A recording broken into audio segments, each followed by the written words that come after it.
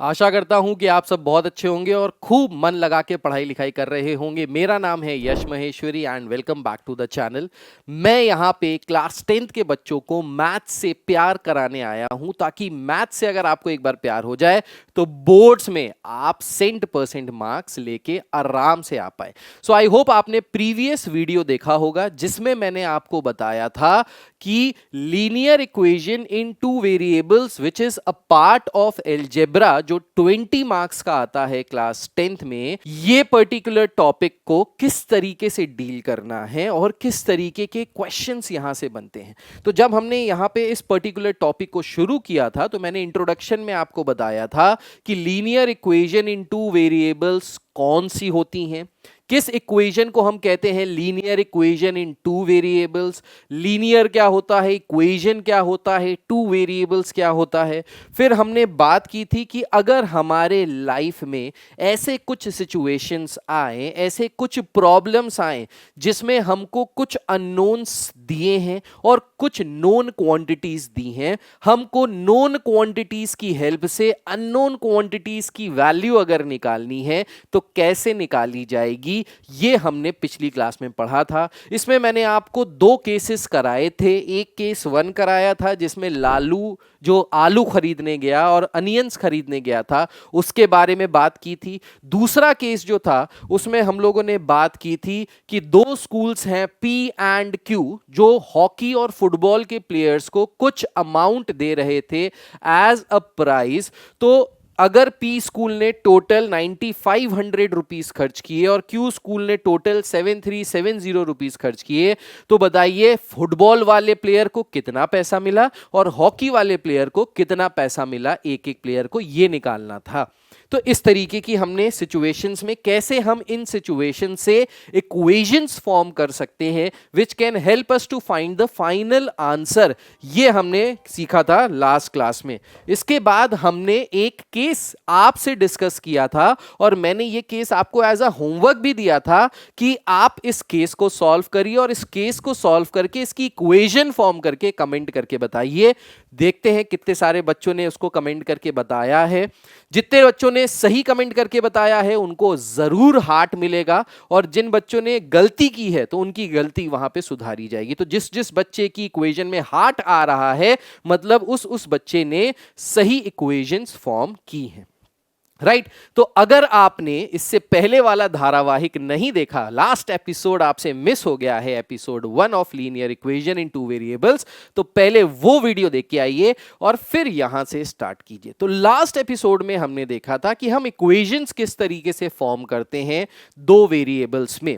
अब दो वेरिएबल्स में इक्वेशन फॉर्म करना तो हमको आ गया, लेकिन इसके बाद इन दो वेरिएबल्स की जो इक्वेशन बनी है उसको सॉल्व कैसे किया जाए, that is another difficult question that arises in front of us. So today in this class we will be studying about the graphical method of solving linear equations in two variables. So जब हम दो variables वाली दो equations form करते हैं तो उन दोनों equations को solve करने के लिए there are टू मेथड्स। पहला मेथड जो होता है उसको हम लोग कहते हैं ग्राफिकल मेथड।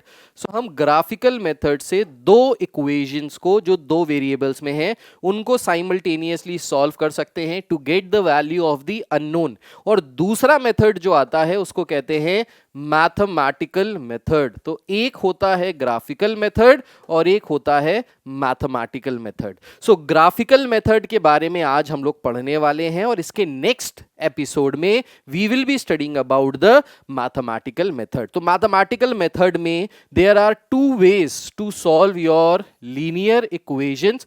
पहला जो तरीका होता है उसको कहते हैं सब्स्टिट्यूशन मेथड और जो दूसरा तरीका होता है इसको कहते हैं एलिमिनेशन मेथड। तो elimination method and substitution method के बारे में हम लोग इस क्लास के बाद जो नेक्स्ट क्लास होगी उसमें बात करेंगे, पर आज हम लोग बात करने वाले हैं इस ग्राफिकल मेथड की। तो कैसे हम ग्राफिकल मेथड से दी हुई अपनी दो इक्वेशंस जो दो वेरिएबल्स में हैं, जहां पे कुछ नोन्स हैं कुछ अननोन्स हैं, उन अननोन्स को निकालना है विद रिस्पेक्ट टू द नोन्स, वो कैसे करेंगे, this will be studying in today's class. Right, so let's start the class. So graphical method of solving linear equation in two variables. So देखिए, अगर आपको दो equations दी हुई हैं, let's say equation है 2x plus 3y is equals to 2, 3x minus 2y is equals to 4. Let's say these are the two equations जिनको हमको solve करके x और y की value निकालनी है. Now जब भी हम दो इक्वेशंस को, दो लीनियर इक्वेशंस को ग्राफ पे प्लॉट करेंगे तो हमको तीन ही केसेस मिल सकते हैं, तीन से ज्यादा कोई केस नहीं मिलेंगे. क्या क्या केसेस मिल सकते हैं इसके बारे में बात करते हैं.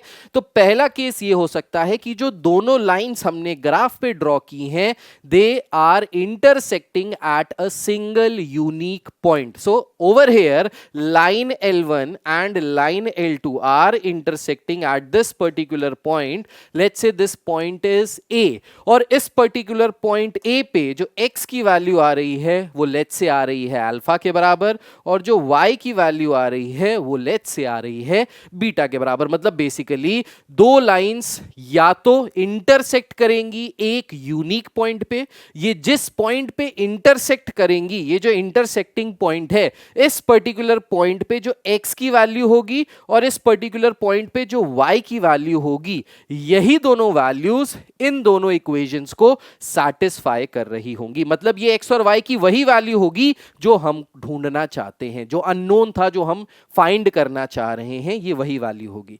दूसरा केस क्या हो सकता है? सेकंड केस ये हो सकता है कि जो x और y की हम लोग वैल्यूज निकालने के लिए हमने लाइंस ड्रॉ की, वो लाइंस L1 एंड L2, ये दोनों लाइंस आपस में एक दूसरे के ऊपर ओवरलैप कर रही हैं. सो सेकंड कंडीशन यहां से बन सकती है ओवरलैप की. फर्स्ट कंडीशन बन सकती है दे आर इंटरसेक्टिंग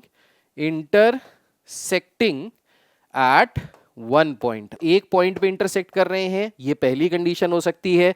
दूसरी कंडीशन हो सकती है कि ये ओवरलैप कर रहे हैं, एक दूसरे के ऊपर ओवरलैपिंग है. तो ओवरलैपिंग वाली कंडीशन में x और y की बहुत सारी मल्टीपल वैल्यूज मिलेंगी जो दोनों ही अननोन्स को सैटिस्फाई कर रही होंगी या दोनों ही लाइंस को सैटिस्फाई कर रही होंगी.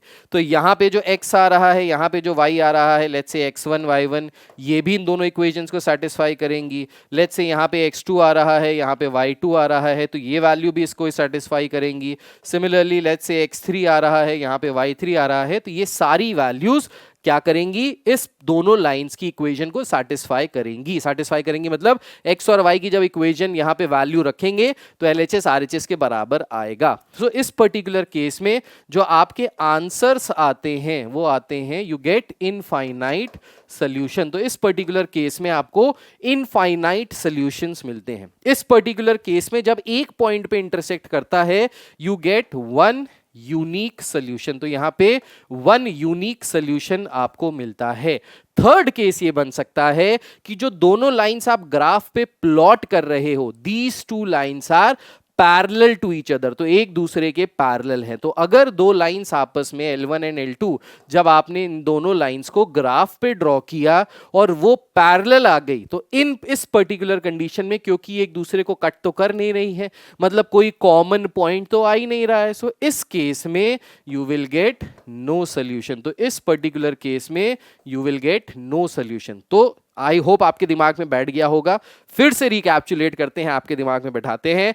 तो जब भी दो लाइंस की इक्वेशंस को हम साइमल्टेनियसली सॉल्व करते हैं यूजिंग ग्राफिकल मेथड, ग्राफ बना के, तो तीन कंडीशंस बन सकती हैं. क्या क्या कंडीशंस बन सकती हैं? पहली कंडीशन कि दोनों लाइन एक किसी पॉइंट पे इंटरसेक्ट कर रही हैं. अगर दो लाइन एक किसी पॉइंट पे इंटरसेक्ट कर रही हैं तो आपको यहां से एक यूनिक सॉल्यूशन मिलेगा, एक्स और वाई की एक यूनिक वैल्यू मिलेगी. दूसरी कंडीशन क्या है? दोनों लाइंस एक दूसरे के ऊपर ओवरलैप कर रही हैं. So in case if the lines are overlapping you will get infinite number of solutions, you will get infinite number of solutions. So x और y की बहुत सारी values ऐसी होंगी जो इन दोनों lines को satisfy कर रही होंगी. The third condition is if these two lines are parallel to each other, that means they do not intersect at any point. Then in that condition you will not get any solution, you will not get any value of x and y which will satisfy both the equations. तो तीन cases बनते हैं graphical method के हिसाब से. I hope आप आपको यहां तक क्लियर हो गया होगा, समझ में आ गया होगा। अब इस तीन कंडीशंस को मैं और अच्छे से इलैबोरेटली एक्सप्लेन करता हूं, और ये जो पर्टिकुलर पॉइंट आपको यहां पे मैं बताने जा रहा हूं, ये जो सारी चीजें आपको यहां पे समझाने जा रहा हूं, इसको बहुत ध्यान से समझिएगा, क्योंकि ज्यादातर बच्चे ना यहीं पे गलती करते हैं। So this is the point where maximum number of students make mistakes. तो ये गलती आपको यहां पे नहीं करनी है, इसलिए इसको एक बार जरा ध्यान से देख लीजिए और ध्यान से समझ लीजिए, ताकि यहां से गलती ना हो आपसे।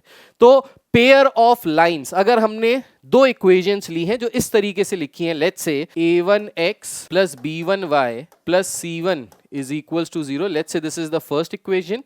The second equation is a2x plus b2y plus c2 is equals to 0. So अगर दो इक्वेशंस हमने इस तरीके से लिखी हुई हैं, जहां पे वेरिएबल वाला पार्ट दोनों का दोनों x और y वो भी LHS में है, और जो कांस्टेंट वाला पार्ट है वो भी LHS में है, RHS में सिर्फ 0 है। तो ये थोड़ा सा ध्यान दीजिएगा, यहां पे भी वेरिएबल एक साथ, कांस्टेंट एक साथ, और RHS में 0। तो अगर हम दो इक्वेशंस को इस तरीके से डिनोट करें, तो उन दो इक्वेशंस से हम ग्राफिकल मेथड से क्या क्या पता कर सकते हैं। तो देखिए, सो एक एग्जांपल लिया गया है यहां पे, ये दो इक्वेशन है, x minus 2y is equals to 0, this is the first equation. 3x plus 4y minus 20 is equals to 0. This is the second equation. Now, if we want to find the value of a1 by a2. Now, what is a1? a1 का मतलब है x का coefficient. Coefficient क्या होता है? x के सामने आने वाला number along with the sign. Yes, along with the sign. ये आपको ध्यान रखना है। So, x के आगे क्या आ रहा है? कुछ नहीं, कुछ नहीं का मतलब है 1. तो a1 की वैल्यू क्या हो गई यहां से? 1. a2 क्या है? a2 है सेकंड वाली इक्वेशन में x के आगे आने वाला नंबर। सो x के आगे यहां पे सेकंड इक्वेशन में नंबर क्या आ रहा है? 3। सो a1 by a2 की वैल्यू हो गई 1/3। Now b1 by b2, b1 क्या है? b1 है y के सामने आने वाला number along with the sign. तो ये किसके बराबर है? ये बराबर है -2 के। और b2 क्या है? b2 है सेकंड वाली इक्वेशन में y के सामने आने वाला number which is 4। So -2/4, right. फिर C1 क्या है? C1 यहां पे कांस्टेंट है, कुछ नहीं है, कुछ नहीं है मतलब 0 है, तो यहां पे C1 की वैल्यू 0 हो गई। और यहां पे -20 है, तो यहां पे C1 की वैल्यू -20 हो गई। तो इस तरीके से इन दोनों इक्वेशन से हम क्या करेंगे कि x के जो कोफिशिएंट्स हैं, y के जो कोफिशिएंट्स हैं, और जो कांस्टेंट्स हैं दोनों इक्वेशन से, उनका रेशियो निकालेंगे। उनका क्या निकालेंगे? रेशियो निकालेंगे। a1 by a2, b1 by b2 and c1 by c2, ये तीनों रेशियोज निकालेंगे। अब अगर आप इन तीनों रेशियोज को ध्यान से देखें, तो आपको क्या समझ में आ रहा है कि यहां पे a1 by a2 is not equal to b1 by b2, ये दोनों आपस में बराबर नहीं है। तो जब a1 by a2 b1 by b2 के बराबर नहीं होते, तो हमारा पहला वाला केस आता है ग्राफ के हिसाब से। पहला केस क्या था कि दोनों लाइंस एक पर्टिकुलर पॉइंट पे इंटरसेक्ट कर रही हैं, यूनिक सोल्यूशन दे रही हैं।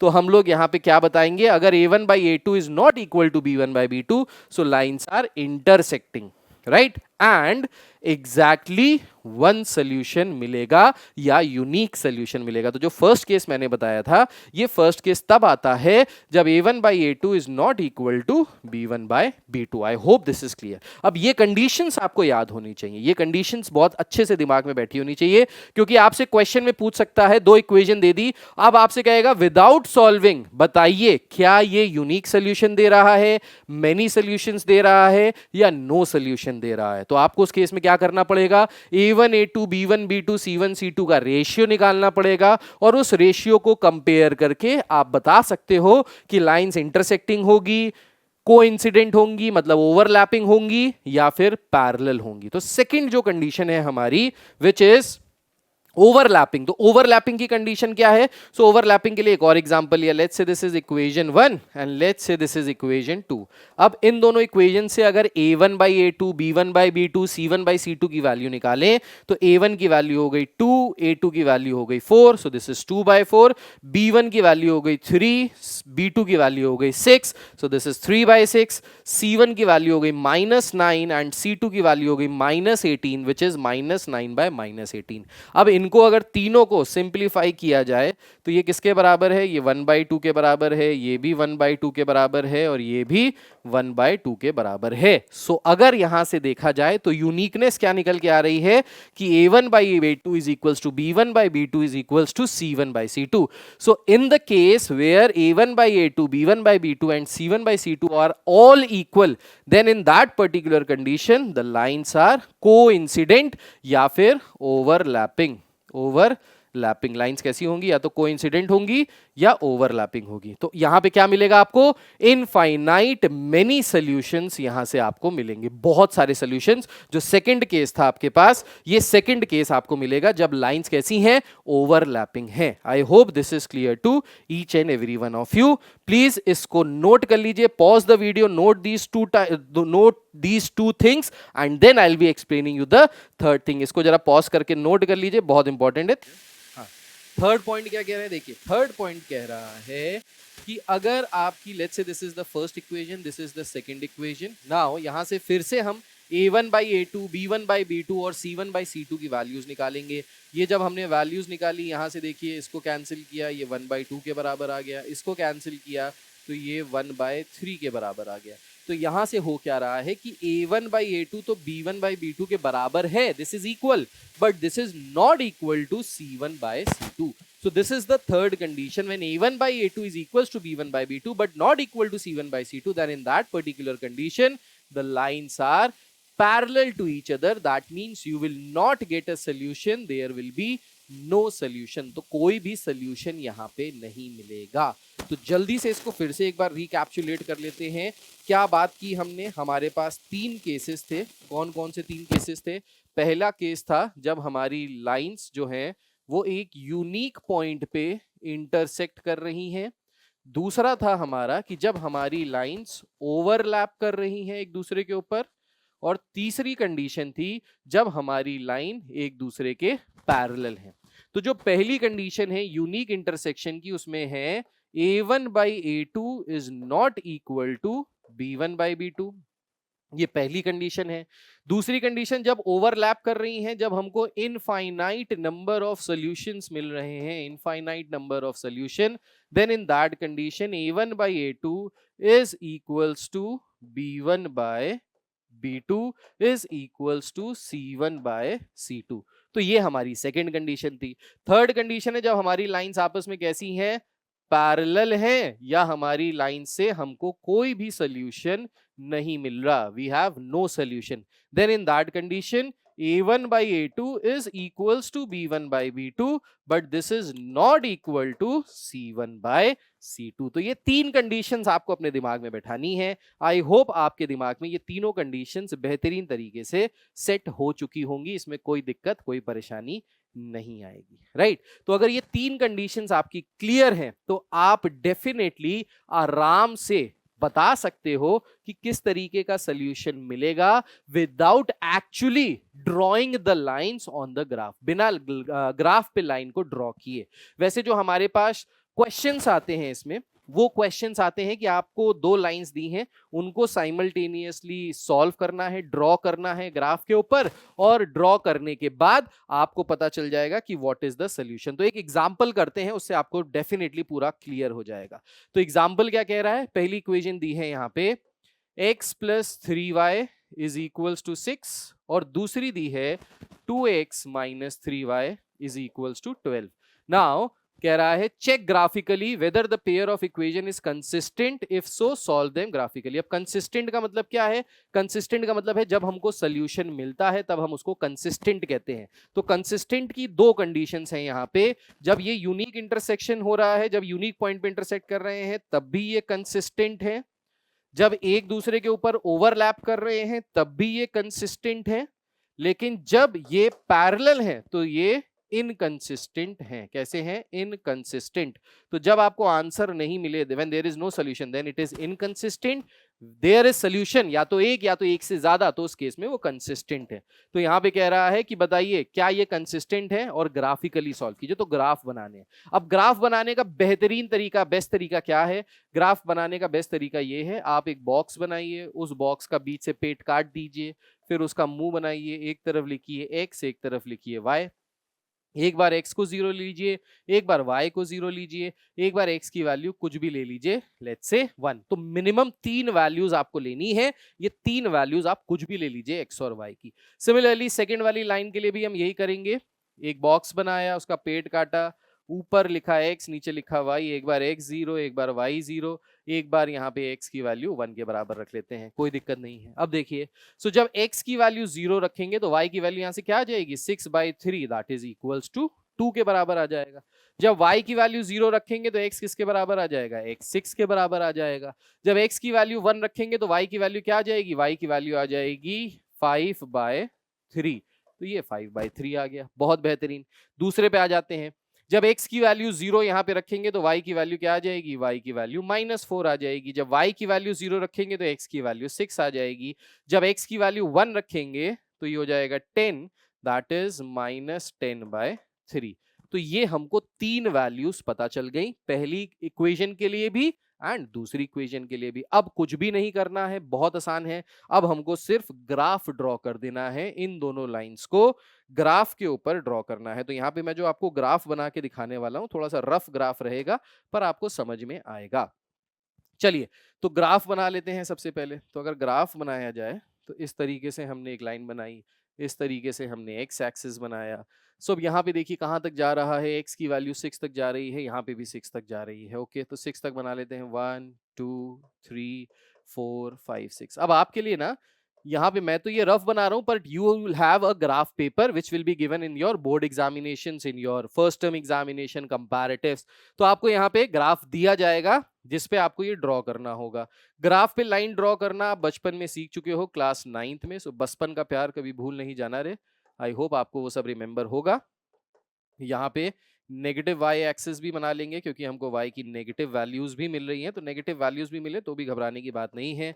-1 -2 -3 -4 इस तरीके से बनाया।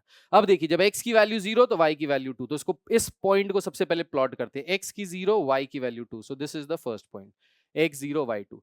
फिर जब y की वैल्यू 0 तो x की वैल्यू 6, y की वैल्यू 0, x की value 6, this is the second point.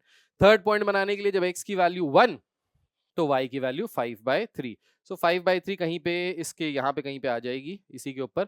आप देख लीजिएगा कहाँ आएगी, लेकिन वो लाइन पे ही आएगी, तो मैंने थोड़ा सा जुगाड़ लगा दिया। अब इसको अगर ड्रॉ करते हुए एक लाइन ड्रॉ की जाए, सो ये लाइन बन गई। ये लाइन किसको रिप्रेजेंट कर रही है, so this line is representing x + 3y is equals to 6। ये इस पर्टिकुलर लाइन को रिप्रेजेंट कर रही है। Now let's draw this one. So यहाँ पे x की वैल्यू 0, y की वैल्यू -4, मतलब this is the first point. Second point है x की वैल्यू 6, y की वैल्यू 0, सो ये हो गया हमारा दूसरा पॉइंट। अब तीसरा पॉइंट, x की वैल्यू 1, y की वैल्यू -10/3, ये भी यहीं पे कहीं पे आएगी, इसी लाइन पे आएगी। तो इन दोनों को ड्रॉ करते हुए एक लाइन ड्रॉ कर दी। अब मैंने ये फ्री हैंड से की, थोड़ी सी टेढ़ी लाइन बनी है, आप स्केल से करेंगे तो बिल्कुल स्ट्रेट बनेगी, ठीक है। तो यहाँ पे ये वाला जो पॉइंट हो जाएगा, ये ये पॉइंट हो जाएगा 1, -10/3। आप इसको निकाल के देखिएगा, ये यही पॉइंट आएगा, इसी लाइन पे आएगा, राइट। सो ये दोनों जो लाइंस हैं वो कैसी हैं, इंटरसेक्टिंग हैं, एक पर्टिकुलर पॉइंट पे इंटरसेक्ट कर रही हैं। What is that intersecting point, this is the intersecting point. Now what is the value of x and what is the value of y over this particular point. तो x की value क्या है यहाँ पे 0, और y की value, sorry, x की value क्या है यहाँ पे 6, और y की वैल्यू क्या है यहाँ पे 0। तो this is the solution of the question. So यहां से अगर सोल्यूशन निकाला जाए तो x की वैल्यू 6 और y की value 0, this is the solution of this particular two equation. तो जब हमने इन दोनों इक्वेशंस को साइमल्टेनियसली ग्राफिकली ड्रॉ करके सॉल्व किया तो हमको एक यूनिक वैल्यू मिली x की, एक यूनिक वैल्यू मिली y की। So this is how you have to solve two simultaneous linear equation in two variables by drawing them graphically on a graph paper। तो ये होता है graphical method to solve two linear equations in two variables। So I hope this is clear to each and every one of you। ये सबको clear हो गया होगा। अगर यहाँ पे किसी को कोई डाउट है, कोई परेशानी है, तो नीचे कमेंट करके जरूर बताइए। बाकी ये रहा एक और क्वेश्चन वर्ड प्रॉब्लम के फॉर्म में। Pause the video, note this down and solve this question. इस क्वेश्चन को सॉल्व कीजिए। यहां से इन दोनों की जो वैल्यूज हैं, Champa went to sale to purchase some pants and skirts. Pant खरीदी है, स्कर्ट खरीदी है, right. When her friends asked her how many of each she had bought, she answered, the number of skirt is 2 less than twice the number of pants. Also, the number of skirts is 4 less than 4 times the number of pants. Help her friends to find how many pants and skirts did she buy. तो let's say चंपा ने x number of pants खरीदी हैं and y number of skirts खरीदी हैं. तो अब बताइए what will be the value of x and what will be the value of y. I'll be searching for the answer in the comment section. तो comment section में आपके answers का रहेगा पूरे दिल से इंतजार. तो देखते हैं कौन कौन से स्टूडेंट्स क्या आंसर देते हैं. जिन्होंने सही आंसर दिया उनको मिलेगा यहाँ पे हार्ट. ठीक. So I hope this is clear to each and every one of you. इस चैप्टर के अराउंड 50% हमने कंप्लीट कर दिया. लास्ट टॉपिक इसका बचा है which is linear equation in two variables, solving these equations mathematically. तो ग्राफिकली हमने सॉल्व करना सीख लिया. अब मैथमेटिकली कैसे सॉल्व करना है ये अगली क्लास में सीखेंगे. तो मिलते हैं अगली क्लास में. Till then take care, god bless you और बाय बाय. जय हिंद. अपना अपना ख्याल रखिए, पढ़ते रहिए, मेहनत करते रहिए. Bye bye.